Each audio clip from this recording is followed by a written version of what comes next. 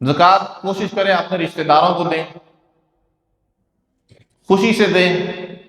Double ثواب کمائیں، double, کہ ایک تو آپ اللہ کے راستے میں خرچ کر رہے ہیں، دوسرا آپ رشتہ دار کو دے رہے ہیں، تو رشتہ دار کو ضرور زکوٰۃ دیں، بڑا اجر ملے گا۔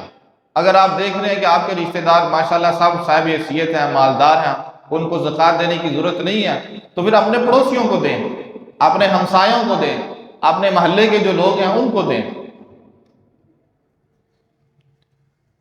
6 محلے دور جا کے 100 کلومیٹر دور جانے سے بہتر ہے کہ آپ اپنے علاقے کا خیال رکھیں۔ آپ مجھے بتائیں، اگر ہر بندہ ہی اپنے علاقے کا خیال رکھے تو بس مسئلہ حل ہو گیا۔ ہر بندہ ہی جو ہے وہ اگر اپنے علاقے کا خیال رکھے تو بس مسئلہ حل ہو گیا۔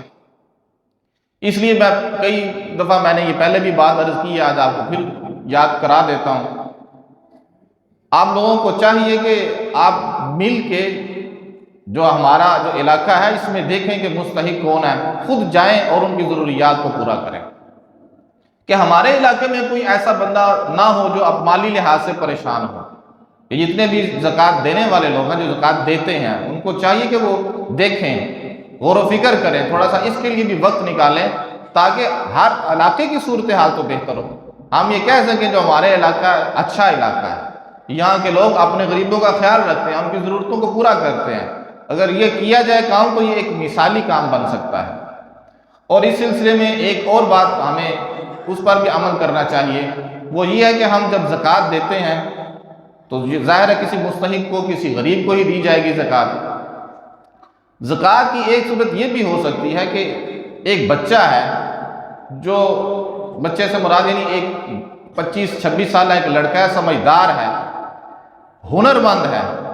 لیکن اس کے پاس اتنا مال نہیں ہے کہ وہ اپنا کام کر سکے، تو اب اس نے جس سے سیکھا ہے کام تو بندہ اس سے بات کرے کہ اس کو کتنا کام آتا ہے، اگر وہ بتا دے کہ یہ اس کا جو استاد ہے کہ یہ اچھا ہے، امانت دار ہے، کام اچھا کرتا ہے، اس کو پیسے دیے جا سکتے ہیں۔ آج یہ زکوٰۃ لے رہا ہے، کل یہ زکوٰۃ دے گا، کم سے کم لے گا تو نہیں نا،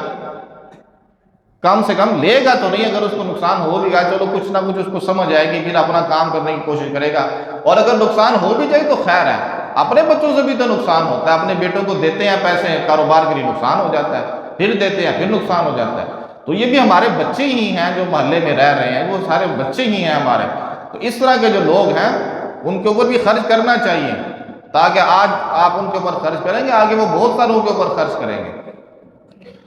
تو خرچ کرنے میں اس بات کا بھی خیال رکھیں، ظاہر ہے جو کمزور لوگ ہیں ان کے اوپر بھی خرچ کریں، جو مستحق ہیں، ظاہر ہے یہ نہیں کہتا کہ ان کے اوپر خرچ نہ کریں، ان کے اوپر بھی خرچ کریں، لیکن یہ بھی ایک خرچ کرنے کی جگہ ہے۔ اپنے علاقے کے لوگوں کے اوپر غور و فکر کریں، ان کو ترجیح دیا کریں، ان کو ترجیح دیں گے یہاں بھی ڈبل ثواب ملے گا، اس لیے کہ ایک تو آپ اللہ کے راستے میں دے رہے ہیں اور ایک آپ پڑوسی کو دے رہے ہیں، پڑوسی کو دے رہے ہیں، تو پڑوسی کا نبی صلی اللہ علیہ وسلم نے بڑی ترغیب دی ہے۔ آپ نے فرمایا جو خود پیٹ کھا کے بھر کے سوتا ہے اور اس کا پڑوسی بھوکا ہے وہ کوئی ایمان والا نہیں ہے، اس کا ایمان ہے ہی نہیں، کہ پیٹ بھرا ہے خود اور پڑوسی کی اس کی خبر ہی نہیں ہے کہ وہ بھوکا سو رہا ہے۔ اگر اس کے پاس وہ سالن اس نے بنایا ہے اور وہ کہتا ہے سالن کم ہے تو پانی ڈال لے اندر، پانی ڈال کے خود بھی کھائے اپنے پڑوسی کو بھی کھلائے، تو یہاں تک فرمایا۔ اور ایک مقام پہ تو نبی علیہ السلام نے فرمایا کہ جبریل امین نے مجھے پڑوسی کے بارے میں اتنی باتیں بتائی، یعنی اتنا حکم دیا کہ اس کا خیال رکھیں، کہ مجھے ڈر ہوگا کہیں پڑوسی وارث نہ بن جائے، وارث نہ بن جائے جس طرح بیٹا وارث ہوتا ہے، تو اس لیے رشتہ داروں کا خاص طور پہ خیال رکھیں اور اپنے پڑوسیوں کا خیال رکھیں۔